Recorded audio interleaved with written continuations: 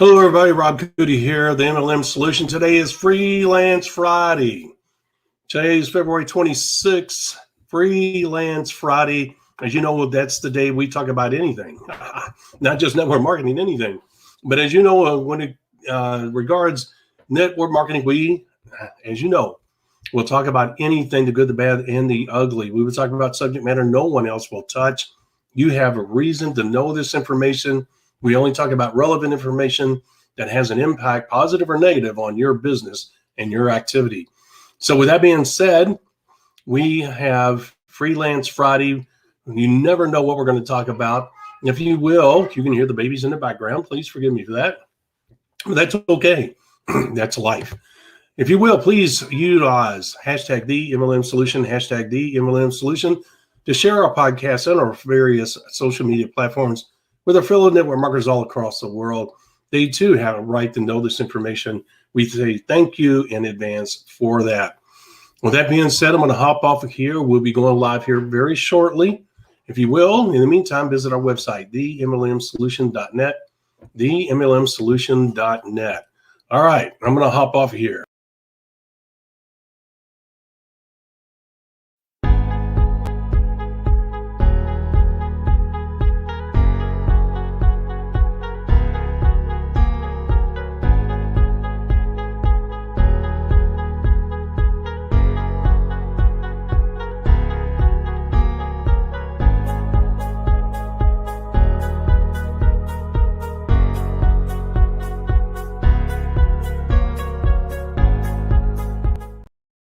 Welcome to the MLM Solution Podcast Show, where you'll learn the facts and hear the truth about the network marketing industry.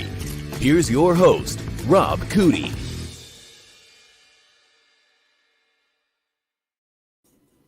Hello, Miss Marie. How are you today? It's Friday. I am fantastic. It's Friday. Got anything planned for the weekend? Yeah, we're having a dinner party with some friends tomorrow night and got the whole church thing going on Sunday. So awesome. Exciting stuff. Yeah, as a matter of fact, we just we're launching a new campus in Tooele County, which is west of Salt Lake City with the church I'm with. We had our first meeting last Sunday in the new building, and it was interesting because we didn't get the occupancy permit until that Friday afternoon. So to pull off a Sunday morning service it had some glitches, but it wasn't too bad. So I'm looking forward to this Sunday. A little bit more time to prepare, and should be good. Exciting stuff going on. Yeah. All new ventures have glitches, and that's awesome. That's kudos to you guys. Well, and you know how it is. It's always the technological gremlins that come and bite you in the butt, right? Yeah. Okay. The question is, have you guys gotten your 22 shots, and are you wearing your 15 mask? And are you staying a mile apart? Yeah, I don't know. I mean, I actually don't know where we are in Utah now. The last I heard, the last mask mandate expired February 22nd, and I don't know that another one was put into effect. But of course, everybody's still running around with them because we've been trained to. Yeah, they've been trained. There it is. So. Yeah. Well, the 83% of the people that have been identified with the virus have worn a mask. Did you know that? The number went up. And we have a personal example. Our neighbor, her son-in-law, which obviously means her daughter's husband. They're one of these panicky people. The sky's falling, and they do everything according to the law, and there is no law, but you know what I'm saying? They do everything that it's agreed. So when he goes to work, he's one of these people that has to go in his office, okay? And he goes directly into his office, not talking to anybody, not touching anybody, and with his mask on, stays in there with the door closed. I think he's the president or CEO. I'm not sure which one it is. He confers over the phone, blah, blah, blah, right? Doesn't have anybody in his office, believe it or not. Most people are staying home. He got the virus. Wearing the mask, not touching anything, not talking to anybody. I'm not laughing at him.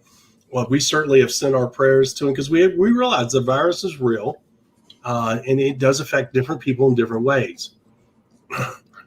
But the reason I tell you that story is because he did everything and above and beyond, and he still got it. And here, the wife and I are out there willy-nilly and it everywhere. We're just as normal. Mask. What mask? Well, I'm supposed to wear a mask. What kind of mask? And we haven't gotten a shot. Not going to get a shot. Screw that shot. And we haven't gotten it. We realize it's a blessing at the same time. We're not stupid. But the thing is that the reason I tell you that story, because you never know. You can do everything right and still get it. So why wear a mask if you're going to get it anyway, right? And 83%, it was just on TV the other day, 83% of the people that have gotten the virus lately have been wearing masks. So what does that tell you? Just keep your distance and sanitize. That's what the wife and I do. Well, I don't think the masks really help from a health perspective. I mean, we've got I wouldn't call him a friend, acquaintance, whose mother-in-law, retired, stays home, really doesn't do anything anyhow, spent her days watching television, getting freaked out by all the virus coverage. Yeah. They visited her over Christmas and she was totally fine. But she had been wearing a mask all the time. She's home alone. She has a mask on all the time. Oh my gosh. She passed away a couple weeks ago from bacterial pneumonia. Oh. So, See, here it is.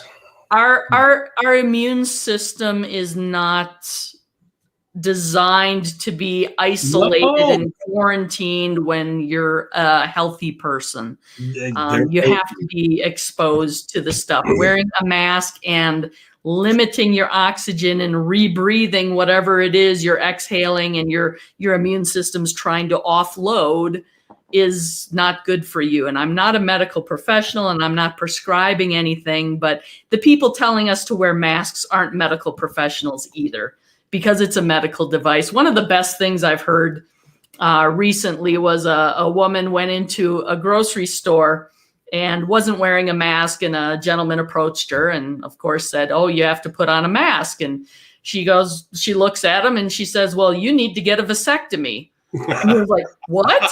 And she's like, "Well, as long as we're dishing out medical advice, you should get a vasectomy." She's like, "I'm not wearing a mask." And she walked away and went and did her shopping. That's awesome. That's awesome. Well, I'll tell you what, if anybody knew anything about Fauci, they would not follow his direction. You just go back, factual information about Fauci. Anyway, that's a great example. I love it. That's awesome. We ran into a young couple the other day. They go everywhere without a mask, and I went up and talked to them. And I said, "Do you guys wear masks, anywhere?" And they said, "No." And I said, "Well, what do you do if somebody, comes up?" And they said, "Well, if they ask us to wear a mask," he said, we'll put it on. He said, "But that rarely happens." He said, "When we go someplace, it rarely happens." Yeah. And I told people before, because I had people do it, and I said, "Well, you're wearing a mask." And they go, "I know." And I said, "And you're 6 feet away from me." "Yeah, I know." So I'm not worried about getting the virus. You're protecting. You're wearing the mask. I don't have anything to catch because you guys are 6 feet away and you're wearing the mask. I can walk around this whole store with nothing on, and I'd be fine because I'm protected. But well, here's my theory on the whole thing. Personal choice. Personal choice. If you want to go out and wear a mask and you feel that protects you, it makes you more comfortable. If you think you're immune compromised, by all means, knock yourself out. But you can't pass laws telling the rest of us to wear a mask and do all this preventative stuff for our health and safety. I am so tired of hearing about health and safety. I mean, it's driving me absolutely nuts. Even commercials now. "Oh, for your health and safety, this is what we're doing. We want to keep you safe." It's like, I'm sorry, it's not my job to keep you safe. It's not your job to keep me safe. That's right. Like, figure your own stuff out, people. That's right. Well said. I agree with that wholeheartedly. Well said. And that's the way it should be. I saw the governor of South Dakota. She came out and said the same thing. This reporter tried to corner her. It's a video. You can see it on Fake Tube or YouTube, Screw Tube. But he tried to corner her in regards to the double mask recommendation that the CDC was making. He said it in a way where he was putting words in her mouth, and she's emerging as one of the leading candidates for possibly presidential 2024. Anyway, really smart woman, 49 years old, and she goes, Mike, don't put words in my mouth. She said, now you know how I feel about that. She said, that's ridiculous. I did not say that. And boy, she just ripped him up one side, down the other in a very polite, strong, forceful way. And of course, he was whimpering in the corner, was sucking his thumb when she was done. But she said exactly what you said. She said, look, it's not the job of the government to tell people what to do. She said, people can make their own decisions on whether they wear a mask or not. We're not in South Dakota going to enforce people to wear a mask. There's no such mandate, and I'm not going to do it. People are smart enough to do it on their own. And that's the way it should be right there. Now in Kentucky, I'll be honest with you, our governor has really been pretty decent about it. He's a Democrat, but he's actually been pretty decent about it. And to be honest with you, there's no crazies running around. For the most part, we have a normal life. We really do. I do wear a mask if I go into Kroger or something like that because they ask that we do. I don't mind doing it when I go in there. But I mean, the moment I come out of there, matter of fact, I'm getting to the point where I'm not even waiting until I get out of the store. I'm taking the mask off. Now, there's a lot of places, like I go to the post office and all those other places, I don't wear a mask at all. And I take pictures, because it's one thing to say it, but I take pictures so I can post on Facebook so people can see I'm out doing things, not wearing a mask. Because I don't want it to become the norm. It's ridiculous. It's not. This virus is going to be around forever, Miss Maureen. So what are you going to do? Wear a mask for the rest of your life? It's another variation on the flu virus. So that's all it is. Yeah. And if you know anything about the Wuhan, it's a convoluted story. I'm not going to get into it. But here's the thing: that strand of virus, what they call 19, has been around since the 50s. Some of the leading doctors that specialize in virus, I don't know what they call them, virologists, whatever. I mean, if you read up on it, Miss Marie, it's common knowledge. Just go out and look. They've had that strand around for a long time. What they did was mutated. And there was evidence that came out in November of last year, October, November. The wife and I researched. There's actual documents in the doctors in Wuhan, China. It came from horseshoe bats. And it started in Wuhan. And I'll just make this short and sweet. A lot of people that worked with Fauci over the last 30 years despise the guy. He's a whoremonger. An attention whoremonger, I should say. It's always been about him. He has a very volatile temper. These people that work with him refuse to work with him anymore. There's video of him coming out and saying that Trump would experience a pandemic. And like the doctors that worked with him said, there is no way as a doctor that anybody can predict that there's going to be a pandemic. So what happened is during the Barry's administration, which is Obama, I refuse to call him who he is, but they call him Barry. They were messing around with this virus here in the United States. Well, they stopped funding to that. And this is all, you can check it. So what ended up happening is that Fauci was running that program. And the government cut off funding and said, this is too dangerous. We don't have a need for this. And they cut that funding off. He grabbed the virus and took $2 million of public funds and ran to Wuhan and went to the lab there in Wuhan. Now, when it first came out, this virus, supposedly, they were blaming the horseshoe bat, which I don't know if you guys know, Chinese people, for whatever reason, it's a delicacy of some type. They have a black market, underground market, if you will, where they sell bats for eating purposes. I don't ask, I don't get it, don't understand it. But anyway, it's supposedly a delicacy. But Wuhan is 900 kilometers away from the nearest horseshoe bat. And in Wuhan, it's not sold on the black market. So there's two virus labs there in Wuhan, China. And the one that Fauci went to is the one where this virus was started. Now, it was being reported in October of last year. What happened was one of the doctors who was working with this virus in this lab, his wife got the virus and it got out of control. She got very sick. I don't know if she died. I'm not going to say that. She got very sick. He started writing papers on it. So did his contemporaries. And they started out sending out documents across the world, 30 of the leading virologists across the world about this virus. And I don't know if in that paper it had anything to do with what their intentions were with this virus. I don't know. But it's well known that these documents were sent out. Those doctors disappeared in November. Were never heard from again. Rumor was that they were all killed, at least 3 or 4 of them. Now, there again, no way to verify that, but you can find this stuff on the internet. In November is when it really started picking up and was transferring person to person. Guess how many people left Wuhan, China in 2019? How many? 153,000 in the month of November. Guess how many left the month of November in 2018? How many? 13,000. The people realized that there was and got the hell out of there. What they didn't know, and that's when the Trump administration started hearing word. And the reason they use it as a tool to attack him. Part of Marxism, without getting into that, is to attack you all the time, Miss Marie, all the time. Put constant pressure on you because you can't, as a human being, typically handle daily pressure of that magnitude. It wears you down. You make mistakes. You give up. They want to ruin your spirit. And so what they were doing was constantly attacking Trump and his administration with everything they could. And they said that he didn't act quick enough. Well, the thing is, you cannot overreact and cause panic in a country as America by saying, oh my gosh, let's cut off all the travel. Let's do this. Let's do that. All these dramatic. So what ended up doing, they started monitoring what was going on in November.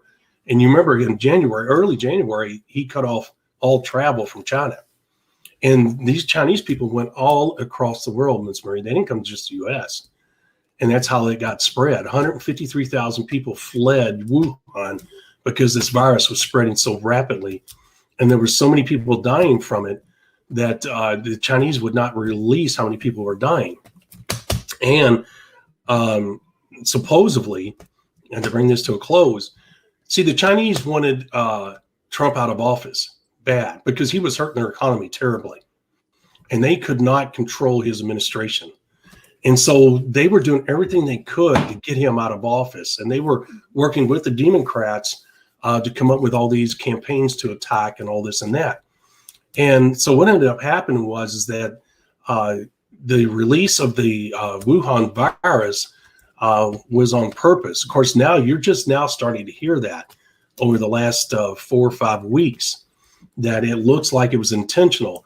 The mainstream media will not report that kind of information, and I'm not being a conspiracist. You can find this out. Even legitimate politicians have said it looks like this was an intentional release, and it was developed on purpose as a tool.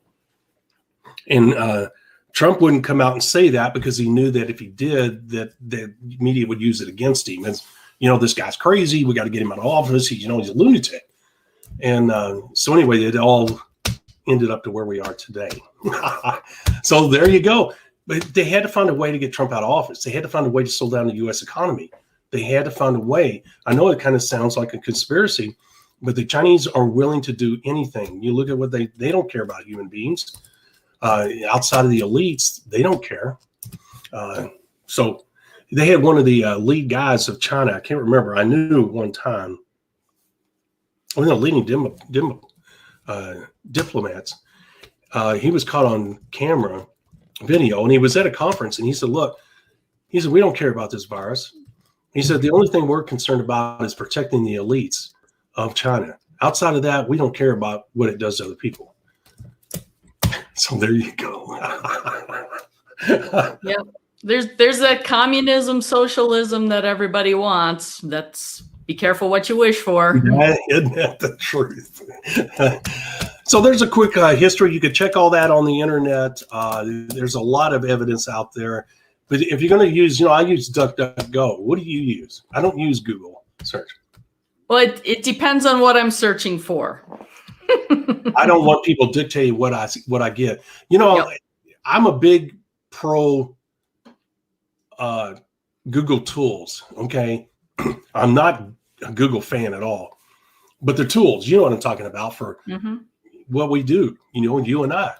But as you know, I've been transitioning over to Pronto Mail and Zoho, Zoho, which is a well-established, wonderful company that has as many, if not more, tools than Google. And as you know, Miss Marie, and I will promise you, I will get that link. I don't know what that's going on with that. I'm sure I'm doing something wrong. I tried to add you as an admin. Did you ever get that? Mm-mm. No, and I was just going to say, be careful with Zoho. If they're that good, at some point Google's just going to buy them out, and you're going to be back in it. Don't say that. No, it's true. It's funny because Joe works for GE Healthcare, and he has for gosh, many I did not years. know that. That's awesome. Yeah, and it's a funny story because he worked at the headquarters in Waukesha, Wisconsin for a long time. And one of his buddies had a beef with the company, and he left, and he went to another medical device manufacturer in Milwaukee. And 6 months after he made the move, GE Medical bought him out. Oh my gosh. So he was back working for him again. It's one of those things, I don't know if you remember the Star Trek, what was it? Star Trek First Generation had the Borg. You will be assimilated. So yes, I do. Yes. That was the running joke with GE Medical, which GE Healthcare is like, you will be assimilated. That's freaking awesome. My parents, both of them retired from GE, worked there over 40 something years and used GE Healthcare. And, I'm very familiar with that. Yes. What a small world. My gosh, I did not know. You never told me what hubby did. Well, that's a big company, right? It is a big company. GE and all its different divisions is just it's a huge company. So, is it just GE employees? I don't know. Gotcha. That I don't know, but GE has many distinct divisions, right? There's GE Aircraft, GE. Appliances got sold off years ago. You remember back in the era of Jack Welch, if you weren't number 1 or 2 in your line of business, he was going to sell you off type of thing. So yeah. And you know what? I mean, I'm a big Jack Welch fan. I have a number of his books, love his approach. And, of course, it's controversial at the same time. But, man, what he did was with GE was phenomenal. GE makes locomotives, too. Did you know that? Yep. Mm-hmm. They make aircraft engines. Yep. For a short time, they made aircraft here in Louisville, Kentucky, during World War World War II, I think it was. We have one time we had the largest GE plant in the United States, maybe the world at that time, but it's certainly in the United States. It is absolutely huge. It encompasses. I remember when, as kids, we went there. It had its own post office, own fire department, had its own sewer system. I mean, it was a self-sustaining city. Mm-hmm. And when we went out there with our parents and kids, they had stoplights in the parking lot. Because there were 32,000 people that worked there over 3 shifts. Wow. Yeah. And so they had stoplights. And the shifts, I know it. You park in the back corner of the parking lot, and then you have to commute into the office. You do. You're right. It was a mess. And I remember my mom, when we would go out to pick up my dad, we would have to go out there almost like 40 minutes early, Miss Marie, because you couldn't hardly find a parking space. And you had to get into the parking lot before the shift change because you had all those people going in and you had all those people coming out. And to move that many people, because there was over 10,000 people per shift. And to move that many people, that many vehicles in a short time span was not easy. So if you didn't get out there, you didn't get in the parking lot. You know what I'm saying? And I can remember that like yesterday. That's and you had crazy. stoplights like every, I don't even know, I mean, like every 100 feet or something like that. I mean, there's literally a stoplight, and you had to, of course, obey those.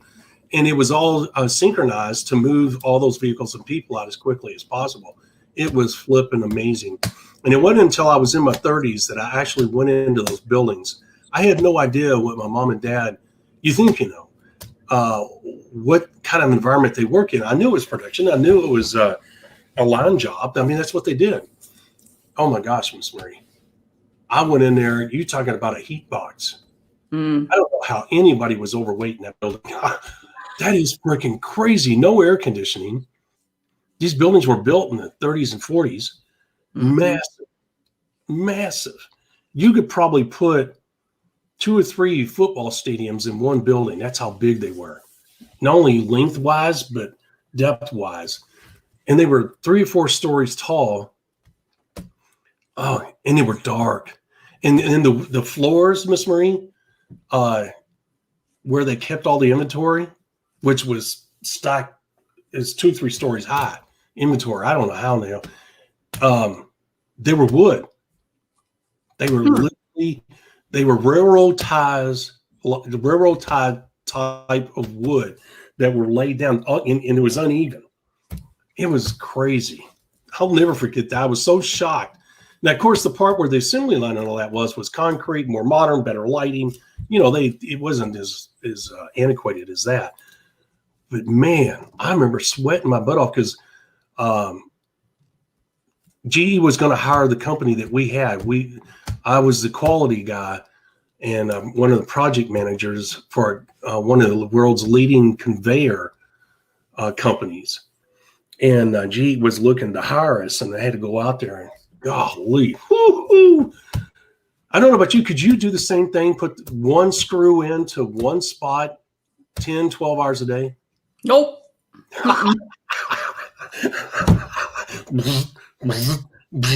I mean, no slowing down. You don't feel good today. Can you imagine? Nope.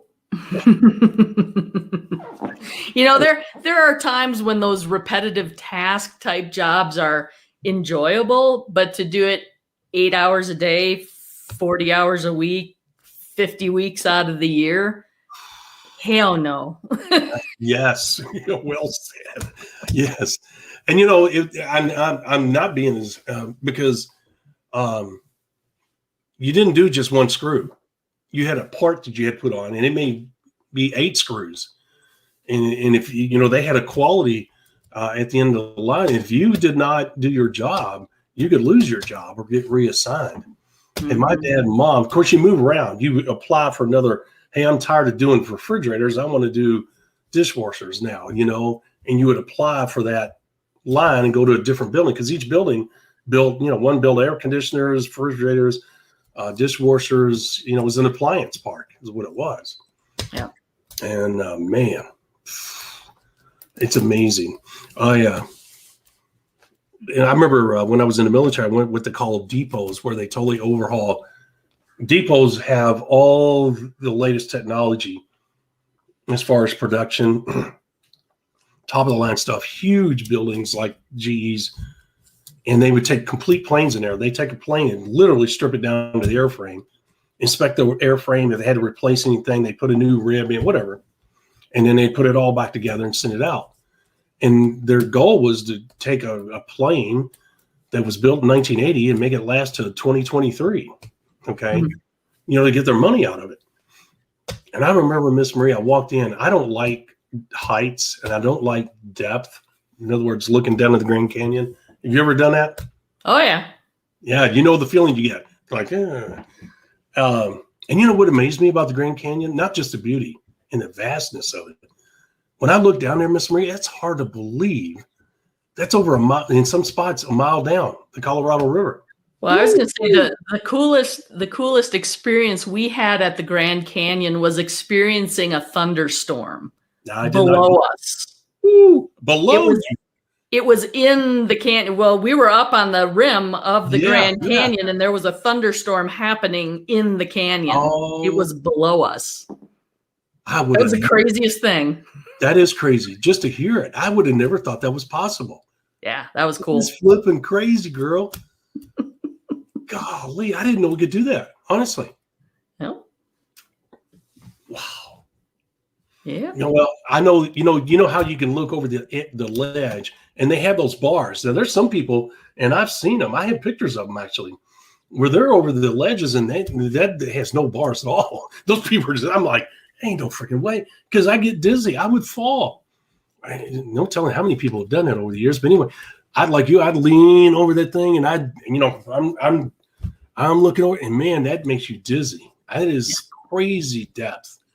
I never knew that the earth was that deep. The crust and everything to go down a mile, Miss Marie.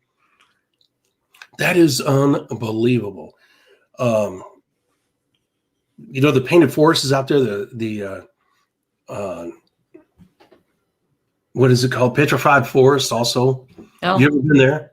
I haven't been to yet. No, that's amazing. That is flipping amazing. But all of that was, the result of the water. It just shows you how far out the water went. Because that's in Arizona. It's all the same state, but it's a different part of Arizona. Yeah. It's just not like you drive across the street and there's a painted desert. So that shows you how vast that water was.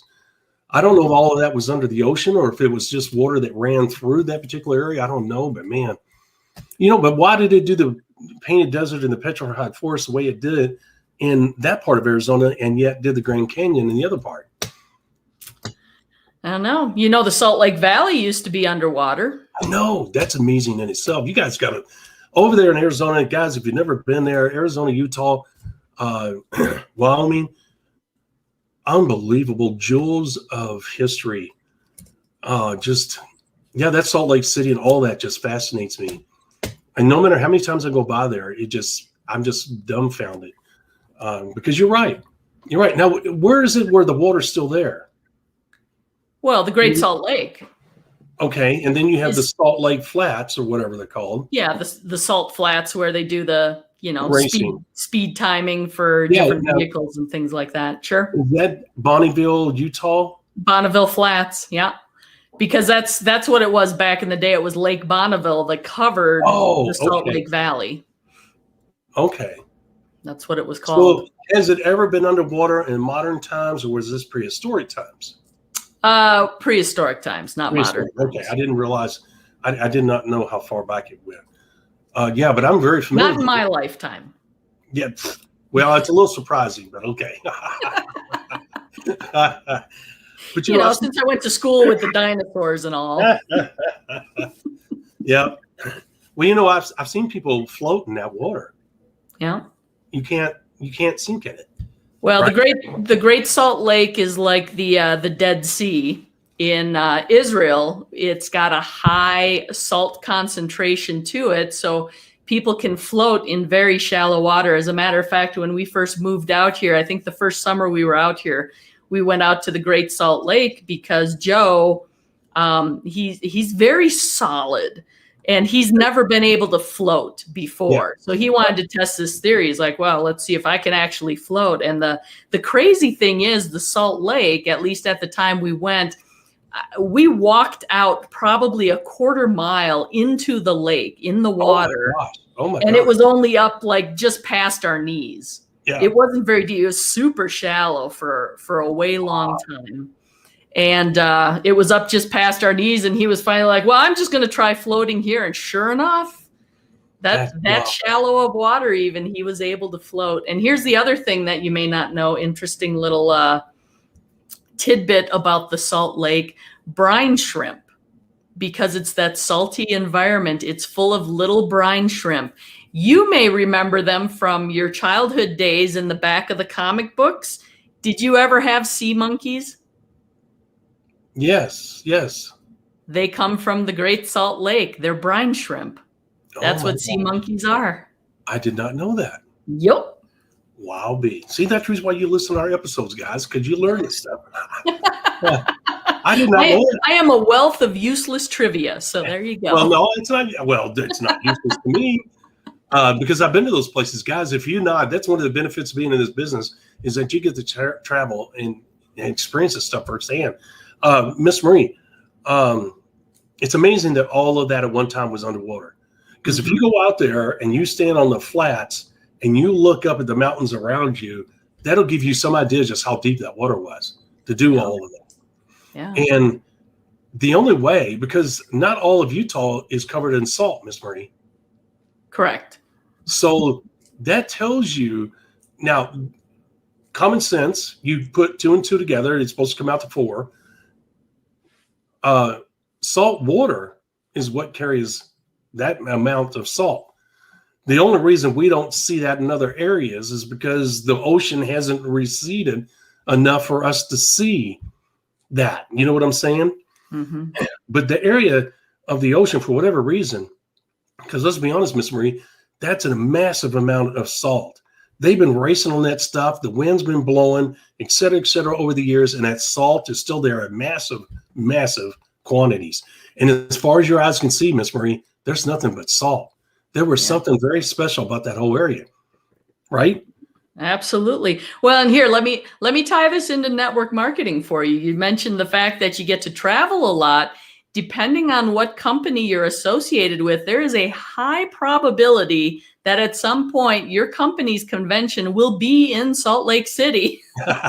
Because there is a large number of network marketing companies headquartered here in Utah. And we have the Salt Palace Convention Center that hosts many network marketing company events because it's a great aspect of living here, of course, because I've been involved in the industry for so long. I know people in all sorts of different companies and things, and they'll say, hey, do you still live in Salt Lake City? My company's coming for the convention. Yes, Want to get together for coffee? I'm like, well, absolutely. Absolutely, yeah.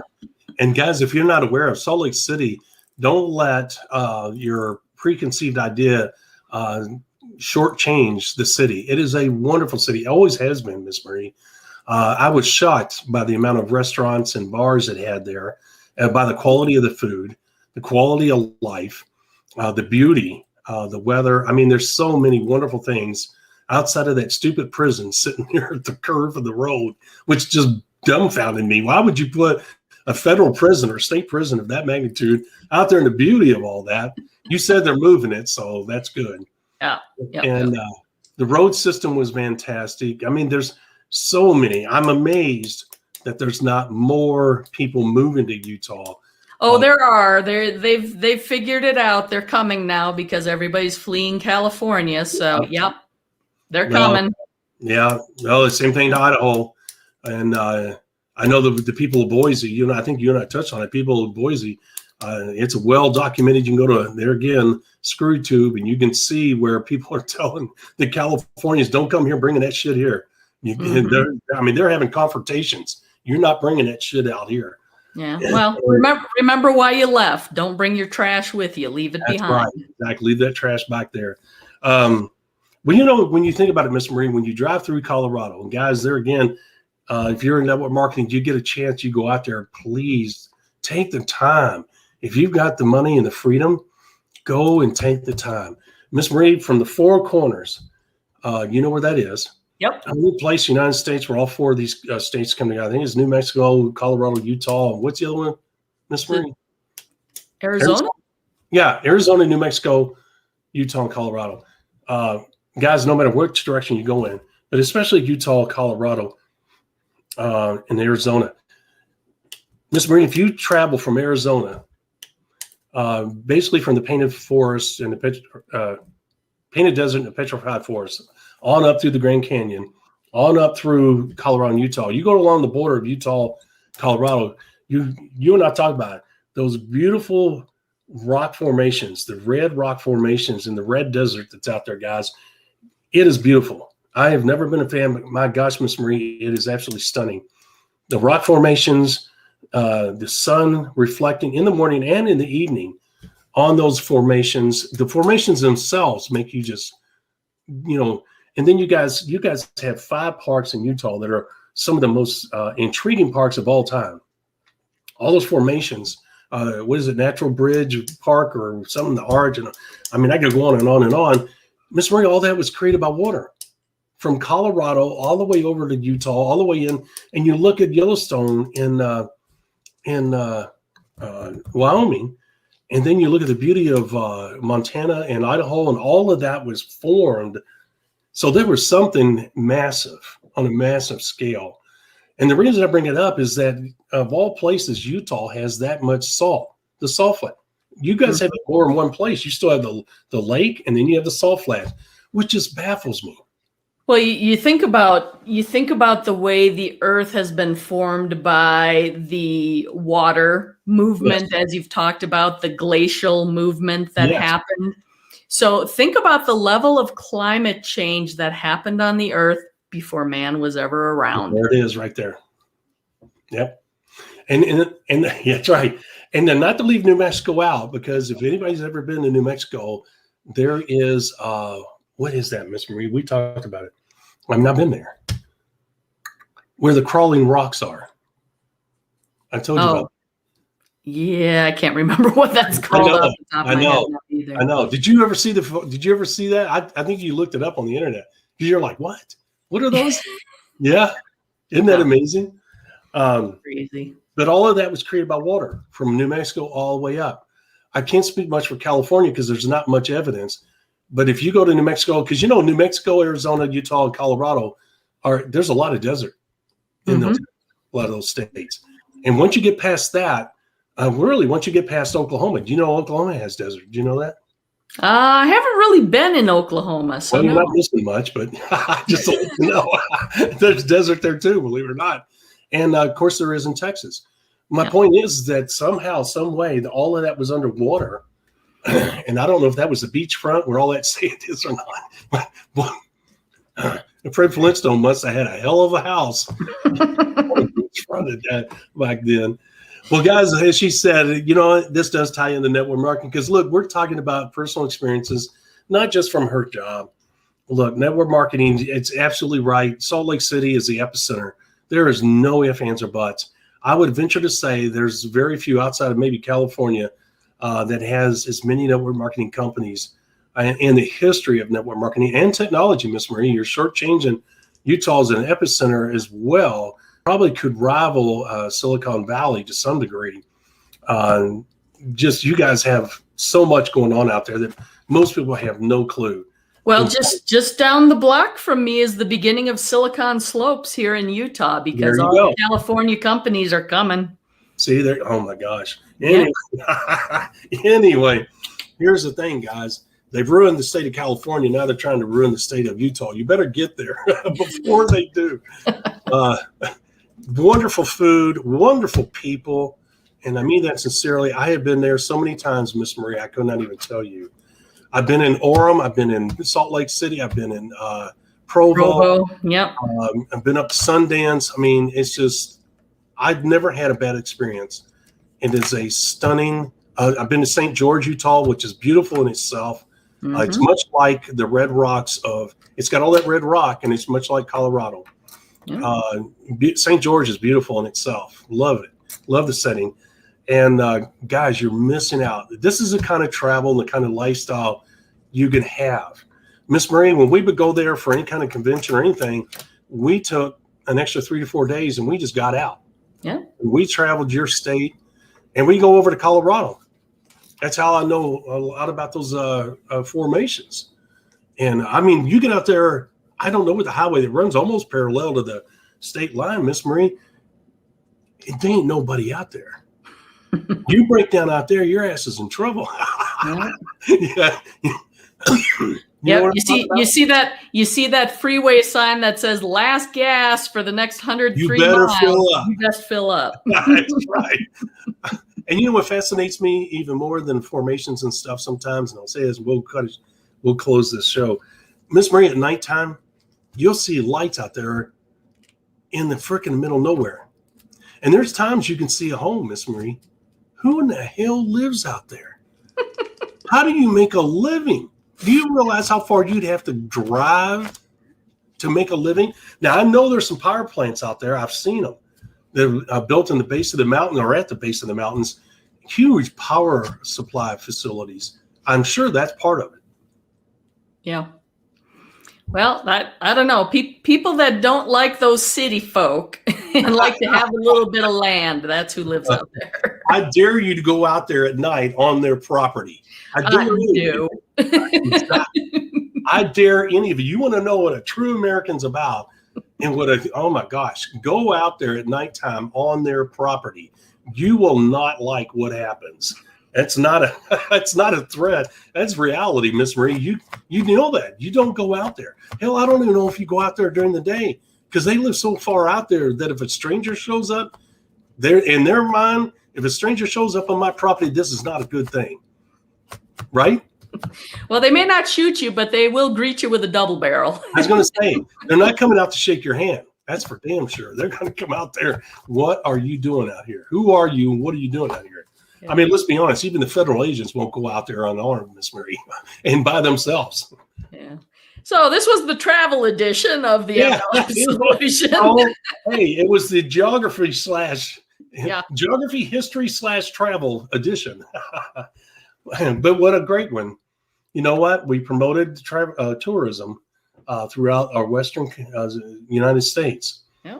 So a lot of great, beautiful, and you know that. I mean that sincerely. I can see why you and your husband live there. I could see where you guys will probably never leave there. Totally get that. Amazing stuff. I hope to come back there someday, Miss Marie, before I get to the point where I can't travel. Well, I'd love to take the wife out there. I really would. One of the most amazing things I've ever seen, and unless you see it in person, and we have one in smaller scale out here in I'll have to tell you later. I can't remember that marble they used to build the Mormon church out there. Oh, the temple. Yeah, but it's the marble. There's a certain design and a certain marble that's used for a certain temple, and you can't build it without authorization from Salt Lake City. And they built one out here probably 11, 12 years ago now. But anyway, the point is that guys, if you go to Salt Lake City, you got to go down there to the temple. I went to the library. Yeah. Mm-hmm. And I can't, and I'm not going to lie because I don't want to. Miss Rihanna, I don't know if they let us in because we weren't Mormon back then. Well, you can't get into the temple. Once the temple got consecrated, you can't get into those. No. We didn't. You're talking the library? Yeah. You know where the library is? Right there by the church on the campus. Yeah. It's huge. Unless they had something going on. I don't know. It's just, as far as I know, it's only the temple that you can't get into itself. Yeah, we knew that going there. Card-carrying LDS member. Right. I can't remember if we went to the library or not. You would think something that of magnitude would I remember. But I remember we were there. I remember that. I want to say that we did not get in. It could have been that it was under construction or something. There was something about it that we weren't allowed, if I'm not mistaken. But anyway, being outside and looking at it, it's a beautiful campus that it's built on. And it's on the northern side of the city, if I'm not mistaken, not far from the basketball arena and all that. Is that cool? Yep. Yeah, Temple Square, middle of Salt Lake City. Yep. Yeah. And we walked there from the basketball facility. Mm-hmm. And then we went out to some of the eateries and bars and stuff. So, man, if you guys ever get a chance, you got to go there. It is an amazing thing. You can see the temple. The marble itself and the structure and the architecture, Miss Marie, is very impressive. Yeah. And massive in size. So, all right, Miss Marie, this was a good one. I enjoyed it. You taught me a lot. I did not know some of that. I tried. Yeah, well, you did. And the good thing is you could stay with me because we went from the four corners of the United States through Colorado and all that. You knew exactly what I was talking about and where I was talking about and all the formations. And that's it makes a great conversation when somebody can relate and visualize all that. But I'll never forget that. I told the wife, I said, you got to see that. Well, I don't think the desert's pretty. Miss Marie, before I ever went out there, I never thought the desert was pretty. But once I got out there, and I am closing with this, I was dating a girl at one time. She said, hey, will you come over after work before sunset? And I said, sure. And I really didn't want to do it. So I said, sure. And And I went out there. And so we went up this mountain. And I'm thinking, what in the world are we doing? And she's in a hurry. And I'm driving. She's like, hurry up, hurry up, hurry up. And she wouldn't tell me why. And so we get out, and the road literally comes to an end. It literally stops. It does not go over top of the mountain or anything. And so we're at the top of this mountain. And I mean, it's almost like that, Miss Marie. And I'm thinking, where in the hell? She could shoot my ass, and nobody will ever find me out here. And she goes, come on, come on. She grabs me by the hand, and we run out there. And now we're hiking across boulders 3 or 4 times the size of this house. I mean, huge boulders. And we're out in the desert. And she says, sit down. And so we sit down, and we're staring out over this valley as the sun went down. And being a young man, I'm like, she was being romantic. I'm like, oh, yeah, I look back on that, Miss Marie. The reason I tell that story, because it reminds me of the beauty of your all state as the sun sets. Mm-hmm. It is according to where you're sitting, it can be a beautiful thing to see. Yep. I'll never forget that. It's one of the greatest moments. And that's when I realized how beautiful the desert could be, Miss Marie. It's an amazing thing. You can find beauty in stuff like that, For sure. Absolutely. And you have it every day. I do. I'm spoiled. I'm very jealous. That sucks. All right, guys, we're going to hop off here. Miss Marie, what is Monday's topic? Do you know? Well, Monday, we are going to be talking about social proof in network marketing. So that'll be our topic for Monday. Is that March 1st already? It is. Can you believe that? 11 a.m. Eastern. Yeah. Join us. Yeah. You talking about that subject right there? Yep.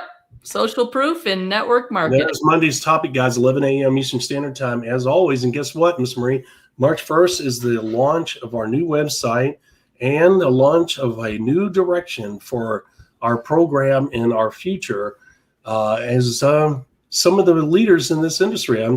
No one's doing what we're doing, and I'm very proud of that. And we're really going to start to reach out to the rest of the world from this point on. A lot of excitement coming. A lot of excitement, a lot of good things going on. All right, guys, take care. Have a great weekend. God bless. Be safe. We'll see you guys Monday morning, 11 a.m. Eastern Standard Time on our Facebook and YouTube channels. Take care. Talk to you later. Bye-bye. Let's see if I can get this right. Thank you for listening to the MLM Solution Podcast. For more info, visit our website, themlmsolution.net. Please follow us on the following platforms: Facebook, YouTube, etc. And share this podcast with our fellow network marketers around the world by hitting the share button on our various platforms.